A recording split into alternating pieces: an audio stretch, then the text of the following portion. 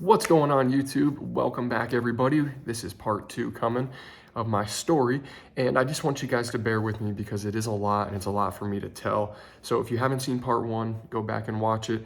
I'm sorry that I couldn't do a video yesterday because I had a sore throat, was feeling tired, and I just was not going to film a video. So, okay, bear with me, please, because this is a lot, and I'm about to get into some of the drugs and stuff like that. So it's gonna be a lot for me to tell. So at the end of part 1, we were talking about me going to college in Key West.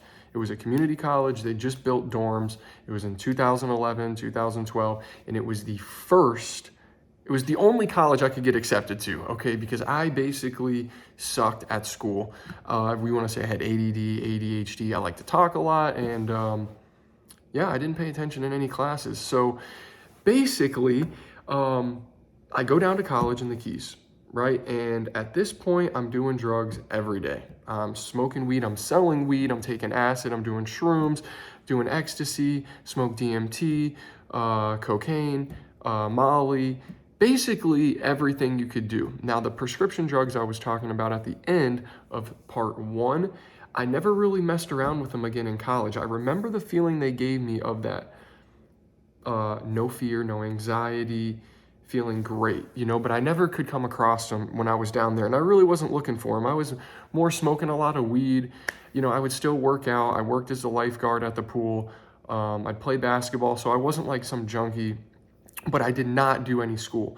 For that entire year I was in college there, I passed one class, and it was English 1, and there was a teacher in there that I kind of liked. He was an older guy, and that's kind of what I'm into, which is a whole other aspect to this whole coming out thing, is that I am only attracted to older guys, and that is a whole ball game.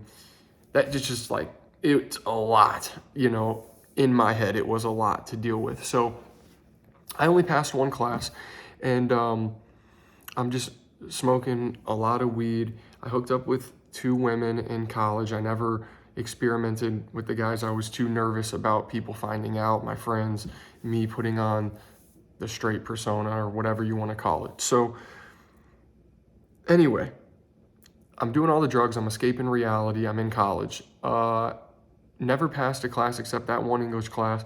And towards the end of college, I was like, what am I doing? What am I really doing here? And I decided I was going to go back home and be a realtor.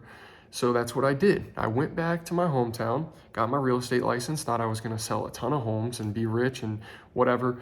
Come to find out, as a 19-year-old kid, not a lot of people want to trust you with their money that they've saved, or them buying a home, or this big financial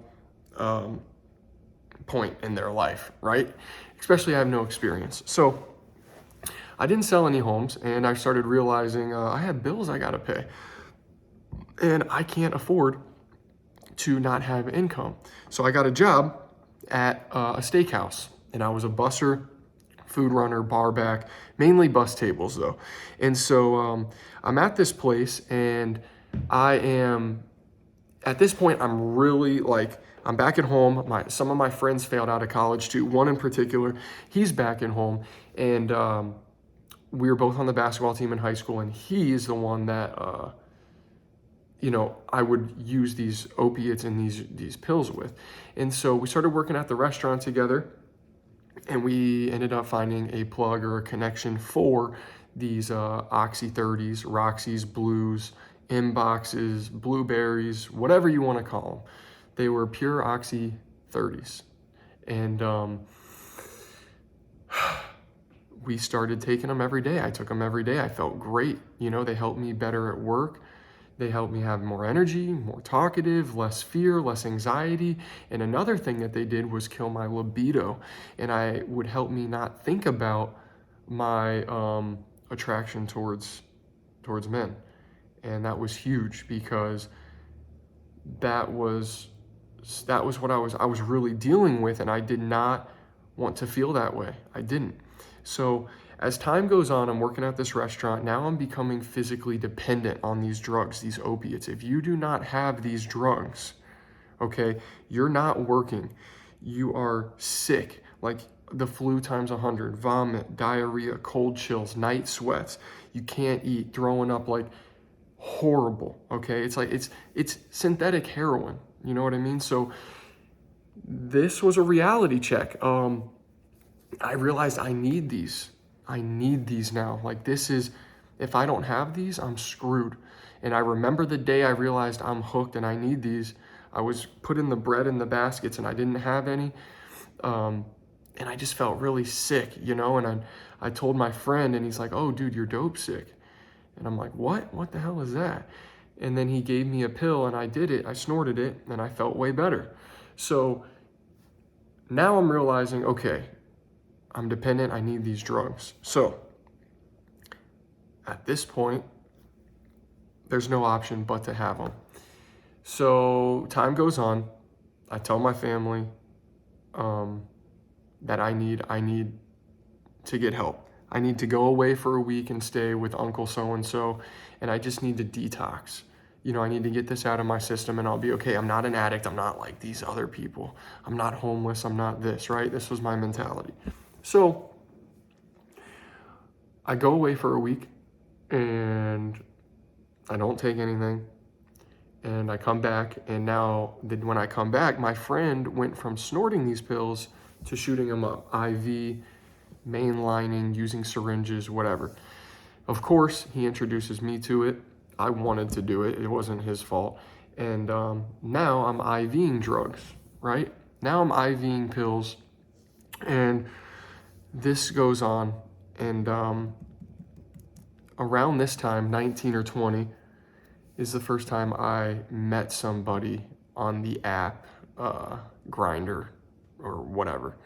And so I'm on this app and I pull it up. I would pull it up and then I would delete it. I would download it, look at people, whatever, talk to them, and then delete it. And I would get too scared to meet someone. Well, one day I finally met somebody and it was a very, very weird experience. And it was like a dark house, and like this guy was just like really awkward. And anyway, we'll just leave it there. I met somebody and nothing crazy happened, but it didn't. It was just a very awkward experience, and I left that place and I went and I sat at the Burger King. I remember sitting at the Burger King in my hometown, and I was thinking in my head, okay, I'm going to do these drugs, these pills, until I overdose and I die, and nobody will know I'm gay, or my family will be so sick of me being a drug addict that they'll disown me and they won't want anything to do with me, and I'll be able to live free and I'll get clean and sober after that. And then I would also pray that, you know, my family would go on a trip or something and that their plane would get taken down or their plane would fall and they would all die so that I could live and be free. You know how twisted, like that is so messed up. You know what I mean? Like I really, looking back on it, but I was so scared. It was my deepest fear of being rejected or not being liked or accepted. And, you know, I'm a people pleaser. I want everyone to be happy, to like me, to, you know, I want to belong. I want to fit in, you know, and I didn't think I would, and I didn't think my family would accept me, and I didn't want to disappoint anybody. And I remember praying for, you know, God to change me all the time, and he wouldn't. And so I left that Burger King, and I remember sitting there saying, I'm going to be an addict until you know, my family disowns me, or I overdose, or they end up dying, or whatever. And that's the truth, guys. That really is. And so moving forward, I went through multiple rehabs, drugs, rehabs, going on back and running, going to rehab. And every time they would talk to me in the treatment center, you know, you'd have counseling or therapy and anything you want to talk about. No, no, no. I would never tell anybody what I was actually going through. I would tell them, oh, my cousin passed away. He committed suicide. My friend shot himself in the head. My friend from college, which is a real story.